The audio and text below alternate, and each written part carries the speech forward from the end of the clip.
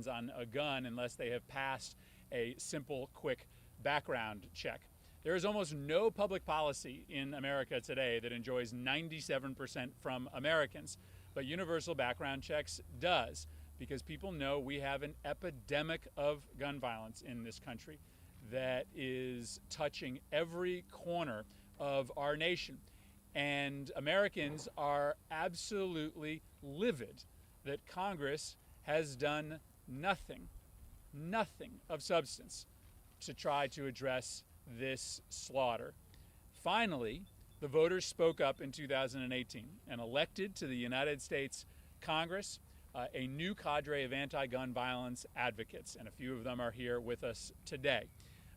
They were responsible for moving the House to action, and thanks to Representative Thompson, the chief sponsor of H.R. 8, the Universal Background Checks bill, and his new legion of anti-gun violence advocates who are now members of Congress, they passed this measure on a bipartisan basis.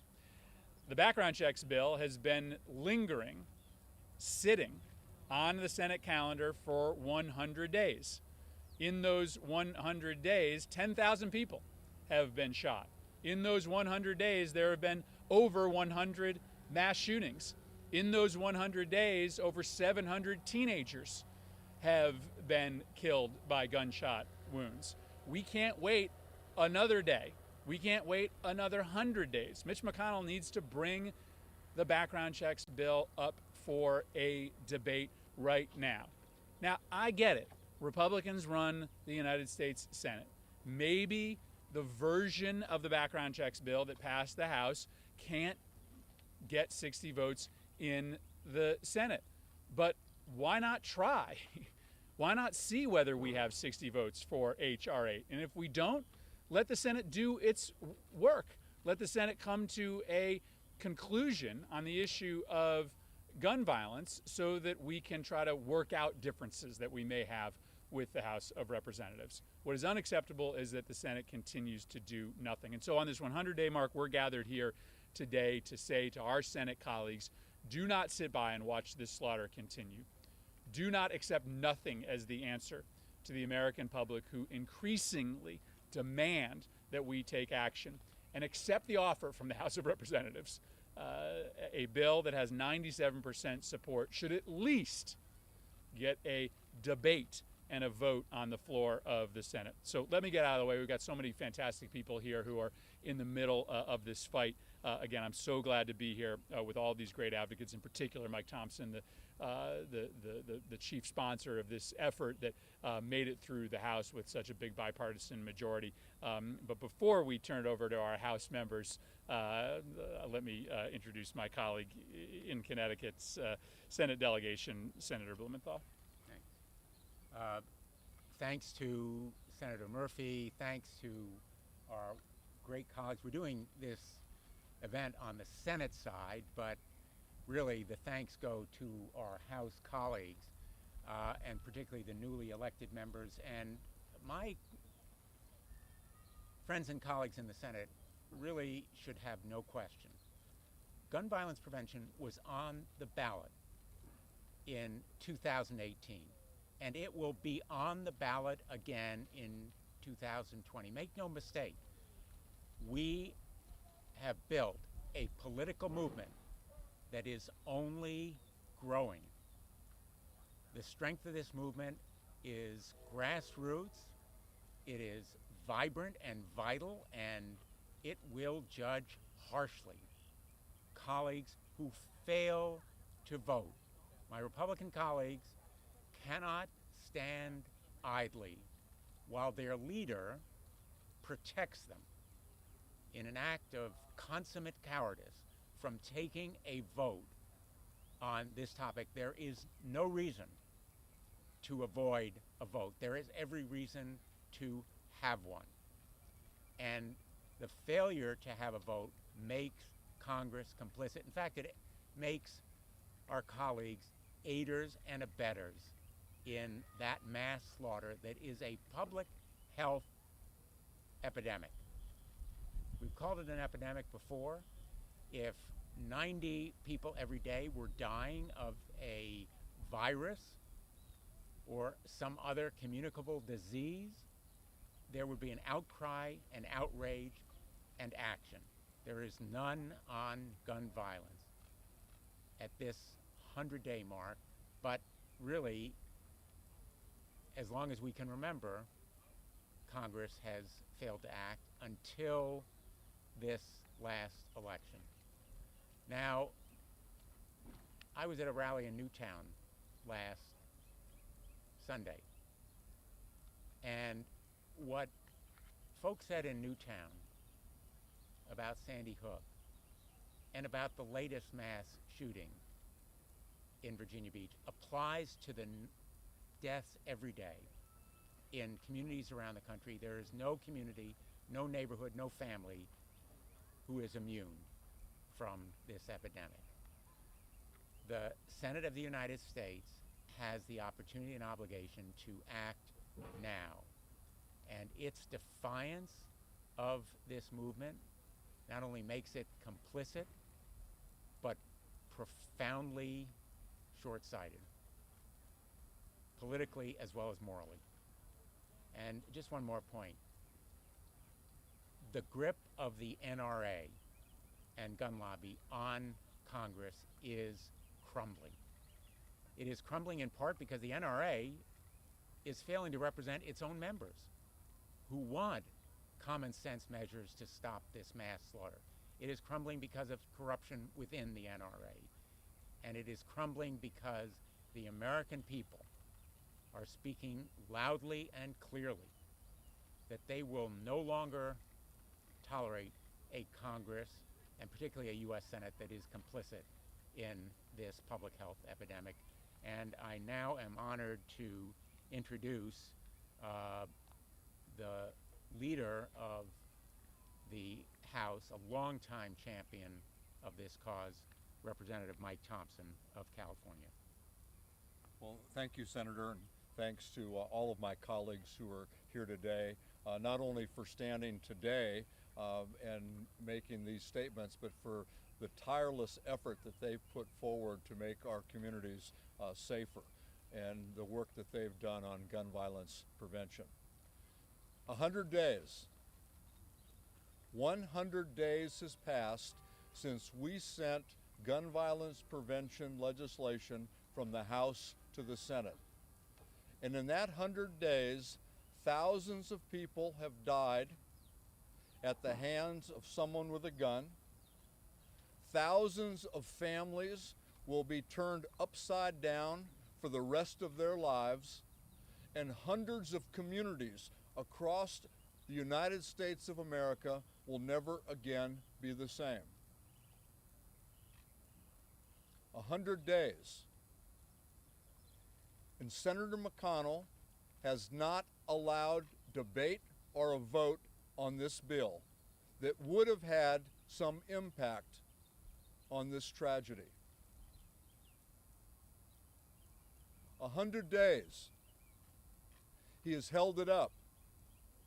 Tomorrow, it'll be 100 days since we passed the loophole, the bill to close the loophole in Charleston that allowed someone who was clearly prohibited from owning a firearm, he was able to get one because of this loophole. And he walked into a church and killed people while they were praying. It is unspeakable that this leader will not do what the American people are asking be done. You heard Senator Murphy say 97% of the American people believe in universal background checks. The polling company told me something I've never been told in the entire time I've been in elected office. They said, don't tell people that it's 97%. They won't believe you. Nothing polls at 97%. They said, just say it's over 90. But the fact is, it's at 97%. The American people want this. They're fearful. They're fearful in their communities, in their schools, in their homes. And we can do something about it. So we're here today to say, Senator McConnell, do your job, take up your bill, make the American people safer. In this Congress, under Senator McConnell, the Senate has passed 3 pieces of legislation. Do your job. This is an important piece of legislation. The American people want it. It will save lives. And you have not heard the last of us. Now it's my pleasure and my honor to introduce someone who has been a leader on this issue ever since she's come to Congress, and that's Congresswoman Robin Kelly from Illinois. Good morning, and thank you all for being here. Thank you, Senator Murphy and Senator Blumenthal, for your leadership. Thank you, Congressman Thompson, for that introduction, for all your leadership on this important issue that truly is a matter of life and death. We're here today because of one man. Well, more accurately, we are here because of one man's obstruction that's killing Americans each and every day. I am, of course, speaking about Senate Majority Leader Mitch McConnell, the singular person standing in the way of enacting common sense safety reform. The Senate Majority Leader takes pride in calling himself the Grim Reaper. But sadly, his inaction on gun violence is keeping the Grim Reaper busy in our communities. Last weekend in Chicago, 52 people were shot. 52 people in one weekend. If you ask me, that's just wrong. One man should never stand in the way of life-saving legislation like the background check bill that's supported, as we've just heard, by more than 90% of Americans, more than 80% of gun owners, and 70% of NRA members. It is past time for Senate Majority Leader to do his job and allow a vote on a bipartisan universal background check legislation.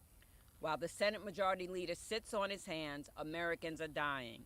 Children in his home state of Kentucky, like Decorian Curry, are dying. He was only 17 when a senseless drive-by shooting in Louisville took his life. His mother called him a mama's boy who was always underfoot. He loved basketball and the fact that he shared the last name of one of his heroes, Steph Curry. He was an honor student and slated to graduate from Western High School next year. This was another sad case of wrong place, wrong time. I even hate to say that now. He was in his right place in the right time. The shooter was in the wrong place. This young man, like too many others cut down by gun violence, had a bright future in front of him. Now his future is gone. His life is gone. All because people who shouldn't have guns have them, and the inaction of the Senate Majority Leader emboldens them. No mother should have to bury her child because of gun violence, but this poor woman lost her 17-year-old son and nearly lost 2 others. As a mother, this breaks my heart. As a congresswoman, this makes me want to fight even harder. And as an American, it makes me proud to stand up to the NRA and its enablers like Mitch McConnell. It is now my true honor to introduce Congressman Ted Deutsch, one of the fierce leaders and fierce fighters who represents the Parkland School area. Thanks. Thanks, Robin. Thanks, everyone, for being here. A dozen people were gunned down in Virginia Beach on Friday. Do you remember? Do you remember that? We stand here in Washington with the Capitol behind us. What kind of upside-down world is this when a dozen people are gunned down on Friday and we can barely even remember just days later? What kind of upside-down world is this where the leader of the Republican Party, the Senate Majority Leader, views his job as protecting his Republican colleagues from having to take what he feels is a tough vote, and while offering that protection, puts at risk the lives of American kids in every community around the country? Young people, adults, public employees like the ones in Virginia Beach. What kind of upside-down world is this where the governor of Florida can sign a major piece of gun safety legislation after the horrific attack at Marjorie Stoneman Douglas, and then get himself elected to the United States Senate and completely reverse course and refuse to do anything to keep our state and our country safer? The senior senator now from Florida, decided to run for re-election in part because of what happened in Orlando at Pulse. And yet, here we are, 100 days after the background checks bill passed the House, and we've heard not a word from him. We're tired of having to continue to remind our Republican colleagues that this is not politics. This is not about re-election campaigns. This is not about having to take what they may think is a tough vote. It's about acting to save lives. And when we have a piece of legislation that is just sitting there waiting for them to take up, that the vast majority of the American people, Democrats, Republicans, gun owners, anti-gun crusaders, everyone agrees is reasonable and sound and can help save lives, they should be ashamed of themselves. This is a really difficult thing for us to continue to do, but it is nothing in comparison to the difficulty that families across our country face from the fear of gun violence and the anger that they show at this town's inability to do anything. I'll just want to close with one reminder to people. After the tragedy at Stoneman Douglas, the president invited a number of us down, and some of us were sitting at that table. And the president looked directly at our Republican colleagues. And he said, you know why you've not been able to do this before? And he was talking about a background checks bill. He said, you know why you've not been able to do this? Because you're terrified of the NRA. Well, while we're here reminding Senator McConnell that he ought to do his job, it's a good opportunity to remind the president what he said that day, because he was right that day. And it's time for Senator McConnell and it's time for the president to remember that they work for the American people. The American people demand action on gun safety. With that, I'd like to introduce my friend and inspiration for so many of us here. There are lots of people who have joined this fight because they care. And Lucy McBath was thrown into this fight because it has become her life. She inspires all of us every day, and it is her leadership and her voice that's so important right now. Lucy McBath.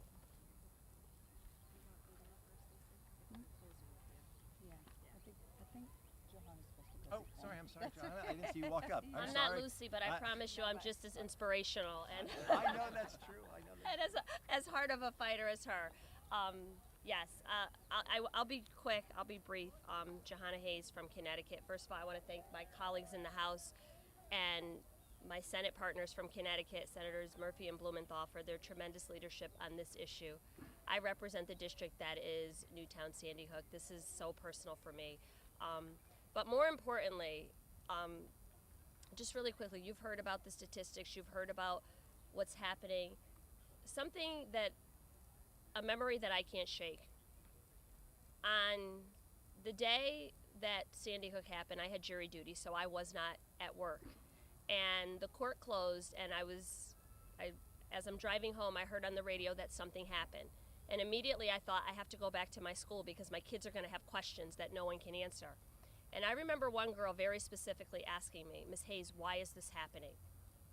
Fast forward 6 years to the point where I decided I was going to run for Congress. This same girl, who is now a student in college in New Orleans, drove back to Connecticut and she said, I want to work on your campaign because I still can't understand why this is happening. And the this that she was talking about was Parkland. So for this one girl to ask me that same question 6 years apart, and my answer, for me to still not have an answer, for her to question why aren't the adults doing anything, is a problem that we all face. So I urge my colleagues in the Senate, open up the discussion, at least have a dialogue. We don't have to agree on everything, but to do nothing, to continue to do nothing is no longer acceptable. I have a responsibility to Samantha and to all of the kids in my community, and we all have that responsibility. You have the same responsibility. So when children are asking us, why aren't you doing anything about it? None of us should be proud of that answer. I feel like in the House we've done something about it. We passed H.R. 8, we passed H.R. 1112. The Senate has to at least act. If they see problems, if they want to kick it back, but at least have a discussion.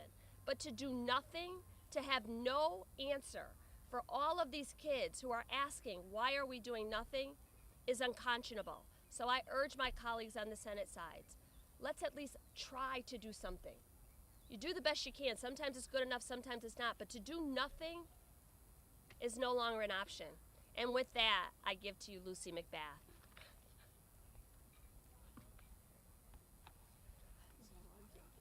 Well, thank you, Senator Murphy and Senator Blumenthal and all of my House colleagues here today.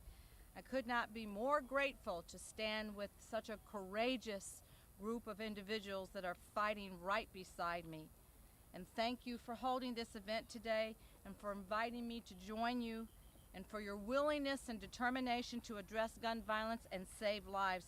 And thank you to my House colleagues for continuing to fight on the front lines each and every day.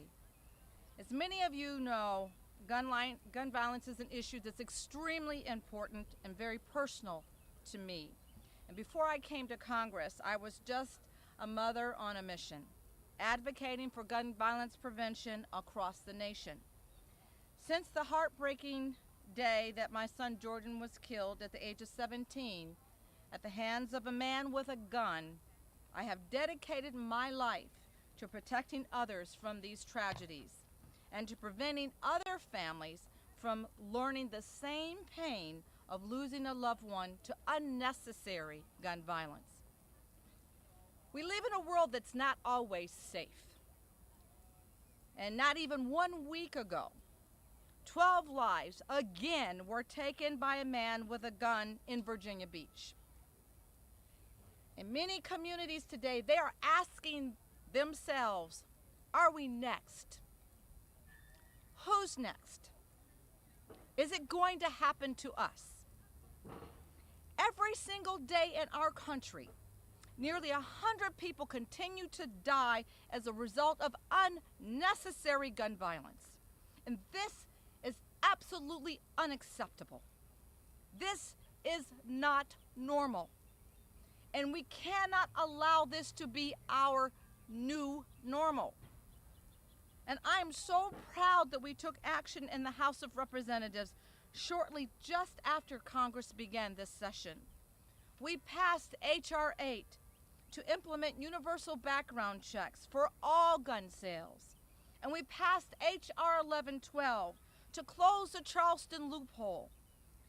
But these bills, they still await in the Senate, nearly 100 days after we've passed them in the House. These pieces of legislation have the potential to save thousands of lives, but instead we stand here and we continue to wait. We wait because the Senate leadership chooses to ignore the vast majority of the American people who are asking for common sense legislation to protect our schools, our places of worship, and our communities from gun violence. Inaction is complacency. In refusing to act to keep Americans safe, lawmakers are complacent in the thousands of unnecessary gun deaths every single year. And this is why we are here. This is why we stand today, and we will continue to stand. We are bringing this charge to this chamber. We are bringing this charge to the Senate. All of my colleagues, all of you that are standing here today have demonstrated a deep commitment to ending unnecessary gun violence, and that is vital because it truly will take every single one of us.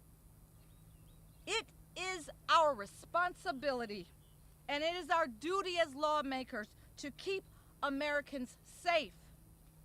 It's time for the Senate to take action to ensure the safety of the people that they represent, their own constituents, and the safety for all Americans. Today we stand and we wait, but we are going to continue to move. Enough is enough. Thank you. Thank you, Lucy. Well, we trust that Senator McConnell heard you, and we're going to continue to raise our voices. We're in the middle of Senate votes, but we'd be happy to take a few questions. Senator Murphy, how does your counterpart legislation differ from H.R. 8? Does it differ in any way, and is there any support from Republicans on your bill? Our legislation in the Senate doesn't differ from H.R. 8 in any meaningful way. We would hope that H.R. 8 would be the basis from which we'd have a discussion in the Senate. If Senate Republicans want to offer an alternative, they are free to do that.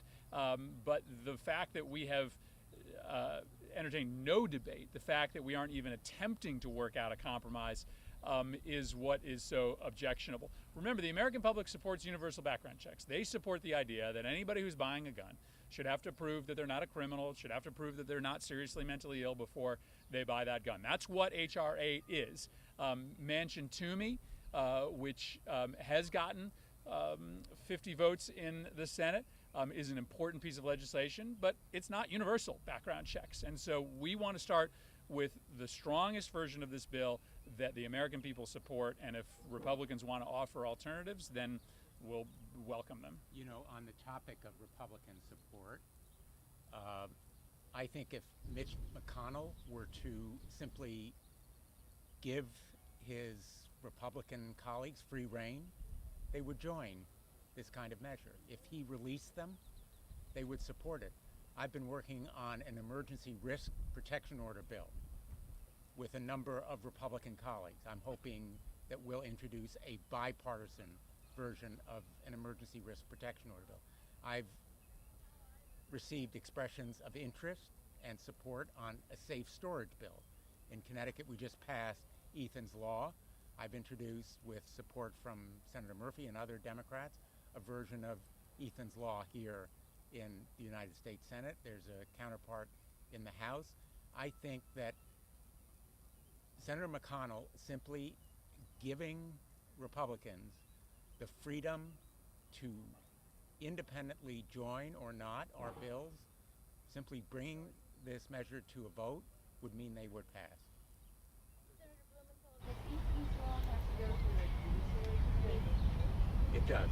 And what's this? Well, we introduced it just a short time ago. Hearings have not been scheduled as yet. We did have a hearing on emergency risk protection orders. Senator Graham has indicated a receptiveness to think about this issue, and I am very hopeful that on safe storage law, Ethan's Law, we'll have a hearing as well. And as you may know, Kristen and Michael Song were here talking to my colleagues on one trip, and they're planning to come down again. And Ethan's Law will be signed, the Connecticut version will be signed next Thursday, a week from today, tomorrow. Senator Murphy, is there any evidence that the background checks would have played a role in the Beach case, or any specific incident that you're Well, the day of Virginia Beach, there were 80 other people who were killed by guns in this country. And background checks absolutely would have made that number lower.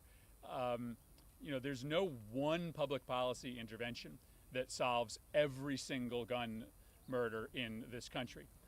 But the individual who walked into that place of work in Virginia was using a high-capacity magazine that was banned during the late 1990s and early 2000s, banned in the state of Connecticut. Many of the shootings that happen in our cities simply would not happen if you made it harder for illegal gun traffickers to move weapons from gun shows in South Carolina, where you have no background check requirement, into cities like Chicago and Hartford and Bridgeport. So, you know, we know that these interventions work, and we'd love to pass them all overnight, but we think starting with background checks, the most politically popular measure in the country, and as the research shows, the most impactful is the way to go. All right. Thank you, everybody. Appreciate it. Thank you.